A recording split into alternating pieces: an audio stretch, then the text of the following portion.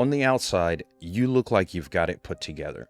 The job's fine, the money's fine, and people think you're fine. But in the inside, anxiety is just eating you up.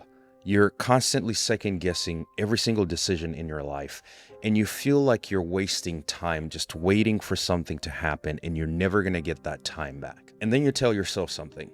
You tell yourself that you're broken. You tell yourself that it must mean that something is wrong with you. But what if that's just not true? What if that anxiety that you feel inside of yourself is really a sign that it's time for you to move forward? Once you start to see it that way, everything in your life is going to shift. And in this episode, I'm going to show you how to change your outlook on anxiety and how to change your mind and start actually moving forward to the things that you want to move to. I know exactly what it feels like to sit in a room looking put together, looking like I've got every single thing together, but in the inside feeling frozen by anxiety and feeling like I'm actually wasting a lot of time with not going after the things I want to go after because of a lot of things that are happening inside of me. I felt it in work meetings, I felt it around my friends and family, and I even feel it when I hit record on this very podcast. But here's what I learned. Confidence will never come first, ever. Confidence comes because of action. Action has to come first. You don't wait for fear to disappear. You act scared. And when you act scared, that's how courage is built. There is no courage without fear. In order to have courage and confidence, you have to experience fear and you have to learn how to endure and conquer that fear. That's why I created Be Unafraid. Not to preach at you, but to walk with you and to share with you things that have worked for me. Because I know what it feels like to be stuck. But I also know the exact moment where things can start to change and completely shift the trajectory of your life. If nothing in your life changes, then nothing changes. If you keep allowing fear to run your life, the life that you have now, where you are now, is exactly where you're going to be 5, 10, 15, 20 years from now. You're going to keep second guessing every single thing. And you're going to let opportunities that will come in front of you slip away because you're going to tell yourself, I will do it later. I will do it when I'm ready. I will do it when I have all the information. Then that later never comes. Months and years pass away. And you just stay stuck in your head thinking about what if I could have been this? What if I could have done this? What if my life could have changed in this way? And then inside, you will start to feel like you've wasted the best years of your life. It doesn't have to be that way. It never has to be that way in your life. The fear you feel inside of yourself can be loud, but you can still move. The moment you start to see fear and anxiety differently, it stops being a wall in your life and you actually start to see it as an opportunity for you to grow. It takes a lot of practice. It takes a lot of work, and you have to be willing to put in the work to improve yourself and actually overcome some of these barriers. But the moment that you commit to putting in that work and spending that time to better yourself and actually start to see how you envision fear and anxiety differently, then you will realize that you can actually take bold steps even though when fear is right there in the room with you. There are two main ways that fear will show up in the form of anxiety. And the first one is mental overload, meaning thinking about too many things at one time, having too many thoughts, always constantly thinking about so many decisions in your life, so many things that have happened today, yesterday, and in the future, and then having 100 thoughts racing in your head. And you can probably relate to this. There are days where you probably sit there and think about so many different things, and at the end of the day, when you sit down to figure out what exactly you were thinking about that day, you don't even know because you've bounced from one thing to another. In the world of the Shaolin philosophies, they call this the monkey brain, meaning that like a monkey, your thoughts will jump from branch to branch to branch, and you can hardly ever stop them and hardly ever control them. So that is one way that fear and anxiety show up, as a mental overload, when you just overload your brain. The second way that fear and anxiety show up in your mind is the mental loop.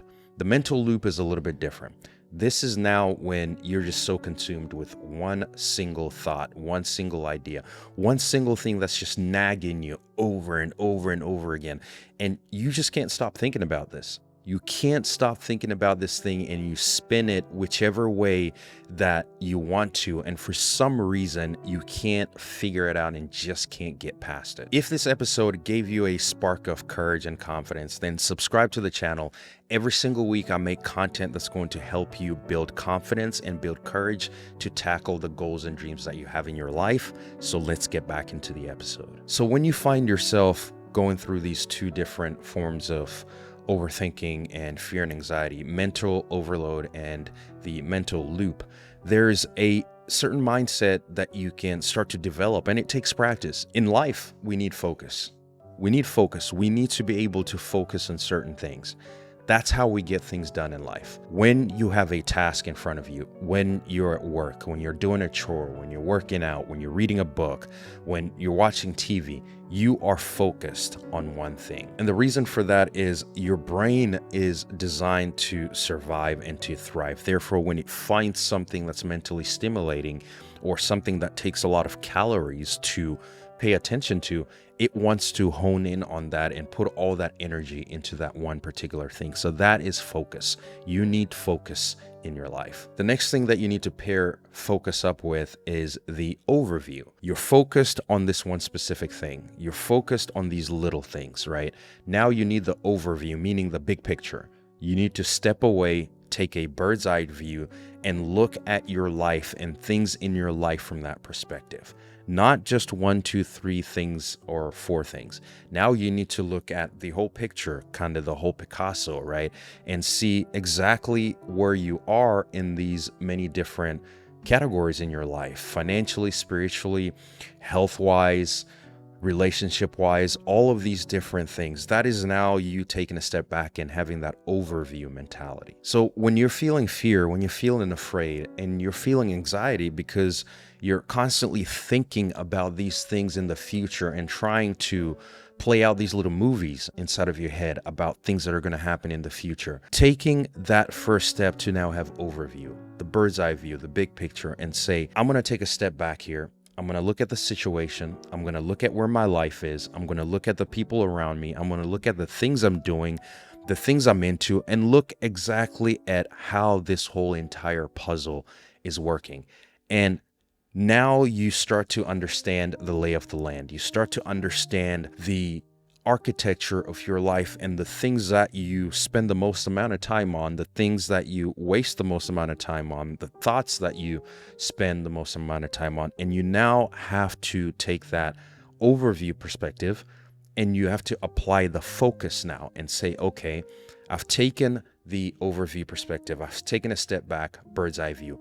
I now need to find the important things in my life that I need to focus on and ignore everything else for now. So if you're going through that phase where there's the mental overload, you've got a lot of thoughts coming into you, this is a good way to start now to take a step back and to start looking at focus, that I need to focus in this area of my life. I need to focus in that area of my life. I need to stop focusing on this area, but focus more in this area. And the only way you can make those decisions and figure that out is when you take the step back and look at what you're spending all your thought power on, and then start to pick the ones that you want to focus on. And these two things really work together, having the overview and the focus, because the overview is great to get the lay of the land. The focus is amazing to hone in on something. If you have only focus, you just hone in on one thing and ignore everything else and don't know where your life is going generally, then you're really not going to go that far because you're not having a big picture. Vice versa, if you just have overview, you're worried about a whole bunch of different things in your life, but you're not focused in specific domains in your life, you're also not going to get very far or not going to accomplish a lot of the things you want to do because you're going to be doing a lot of different things. So the combination of these two is a very critical muscle to work out, because having focus and overview, going in between those two, knowing when to focus, knowing when to step back, knowing when to focus, knowing when to step back again, and then living your life in that way where you have that balance of focus and overview. That is what's going to help you really start to overcome some of those fears and anxieties and start to actually make progress in your life. Now, it's easier said than done. It's hard, very difficult. Very difficult when you're stuck in one of these two things, like the loop, or you're stuck in this mental overload where you're thinking about a lot of different things. Very, very hard to now just change your mindset and start to just think differently, right? To say that I'm going to have focus, I'm going to have overview. Not the easiest thing to do in the world. So one of the things that I've found that has helped me and helps me a lot in my life is the RAIN method. The RAIN method, RAIN, is a mindfulness tool that was popularized by Tara Brach, and it's a very popular tool that a lot of people use in the meditation and mindfulness community. And this RAIN method is very good tool for you to actually now use to gain that overview, right? We talked about getting that overview. So the next question is going to be, how do you get that overview? And the RAIN method is a very good thing to do. So the R stands for recognize. The A stands for acknowledge, the I stands for investigate, and the N stand for not identifying. How you use this tool is when you find yourself in one of these two lanes. You're in mental overload, thinking about a lot of things. You're in mental loop, where you're just thinking about one thing constantly, can't get your mind off of that. Using the RAIN tool, the first thing that you do is you need to disrupt that thought. You need to completely just stop it and disrupt it. And then from there, you can use the R, which is to recognize. By recognizing, it means that you fully open your mind to acknowledging that something is not right. Something about your energies or your equilibrium or your foundation is very different. You might have woken up this morning, everything was fine, and then throughout the day, a lot of things happened, and now you find yourself stuck in a loop, or you find yourself stuck in all kinds of thoughts. You need to break that. So the only way to break that is you have to recognize that you're in a loop or you're in an overload of your mind.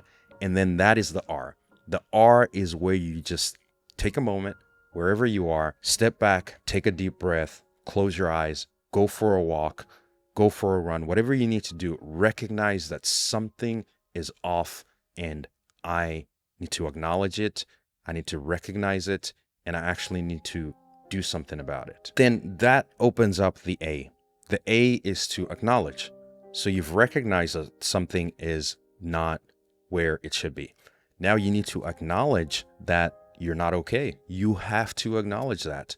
You don't need to hide from that. You don't need to run away from that. You don't need to do all these different things to distract yourself and try to forget about this. You need to acknowledge that I am not okay right now. It's okay to not be okay. You need to acknowledge that. Then once you acknowledge it, the next thing to do is to investigate. Investigating now is putting on your detective hat. It's putting on your Sherlock Holmes mindset, and you're going now on a adventure. You're going now on a path of discovery in your own life, internally, to say, I have recognized that something is off. I've acknowledged that I'm not okay, and now I need to go find out what exactly is going on. You need to start asking those questions. What has changed? What are the things that have emotionally caused you imbalance? What are those things that have disrupted you even externally in your life? It could be things that have happened in other people's lives that are close to you, other people's lives that you work with, your friends, your family. A lot of different things disrupt our stability in life, and investigating those things, it's a very scary thing to do sometimes, because a lot of things we don't want to acknowledge are actually causing us some instability in life. So we tend to hide from those things, but you need to investigate and really find out. And the whole point of an investigation, right, is you launch a full-scale investigation, is you're trying to find out what happened. You're trying to find out what happened. What's the culprit? Who was the culprit? What's the thing that was the culprit in your life? That's what you're trying to find out. And then the next step is the N. The N is not identifying. Now, this one took me a while to actually understand what it meant. And it took me quite a good bit of time to really fully grasp my mind around it. But when I finally understood it, it made sense. Not identifying means if you woke up this morning, something happened throughout the day, now you feel angry. You feel very, very angry throughout the day. You have to now separate that anger from the person you are at your core, meaning those are your emotions, don't get me wrong, but you can't now look at your character as an angry person. There's a tendency to do this. You may not even mean to do it, but people do this where they feel this certain emotion constantly, right? Like anger. I'm using anger because it's an extreme example and something that everybody can relate to. You start to just think you're an angry person. A lot of people walking around that I just have this anger. I'm just an angry person. It's just who I am. I have this anger. I'm an angry guy kind of thing.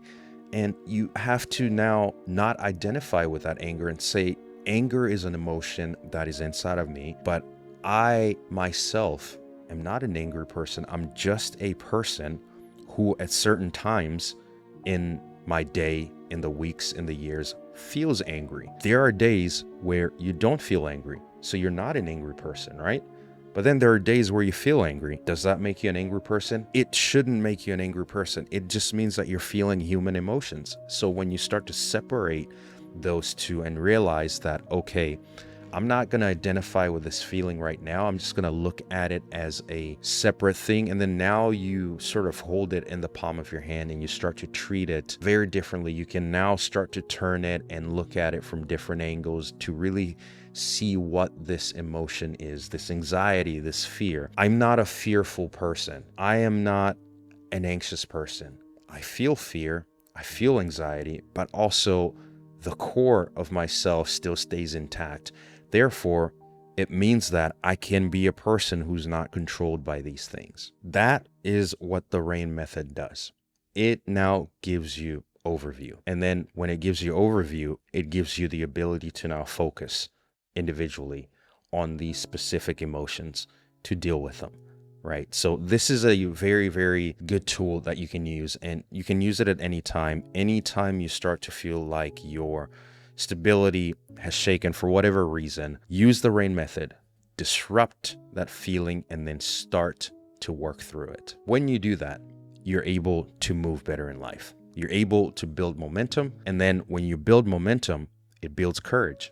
When you build courage, that's when the magic happens and you start to go after things, even if you feel scared. If you just choose to ignore it, ignore the fear, get that it's even there, don't address it, you're going to keep spinning circles in your life, in your head, while time moves on and other people move on and this world moves on and just life moves on without you. Using these tools like the RAIN method or changing your perspective with how you see your thoughts, right? With the mental loop and the mental overload, even in tiny little ways, it will help you to start to make incremental steps. It's not about the big jumps. It's always about the little steps. And these little tools, these little disruptions that you can have in your back pocket and in your toolbox matter quite a lot. What they do is they allow you to move from wasting time. They allow you to move from wasting time to actually start building a life, to actually start building towards something. If fear and anxiety did not control your life, what would you actually do? What conversations would you have? What risks would you take? What decisions would you make? What if the difference between the life that you have and the life that you want is actually you learning how to move forward, even if you feel afraid and anxious? Next time you're faced with a decision, you feel anxious, you feel scared, you feel angry, you feel whatever emotion that you feel, use the RAIN method. Take a deep breath, close your eyes, go through the RAIN method in your mind. Don't ignore it. Don't wait for tomorrow. Don't wait until you're in a better mood. Use it right then and there, because these tools are not magic wands. They are things that you have to work out. It's like a muscle. The more you work out, the stronger you get, the more reps you can put out, the faster you get. So you got to use these tools. The more you use these tools and methods, the more they start to feel more natural, and you just start to go right to them every time something happens and you need them. You're not helpless. You really are not helpless. You're someone who is learning to move forward, even when you're afraid. You're someone who's learning to move forward, even if the odds are not in your favor, knowing full well that you do have the power to co-write your story with life. In this episode right here, I talk about the biggest thing that you're avoiding and that's causing you the most amount of anxiety in your life. So if that is something that you're struggling with and you need help to overcome that, check this episode right here. Thanks for watching. Have a wonderful day.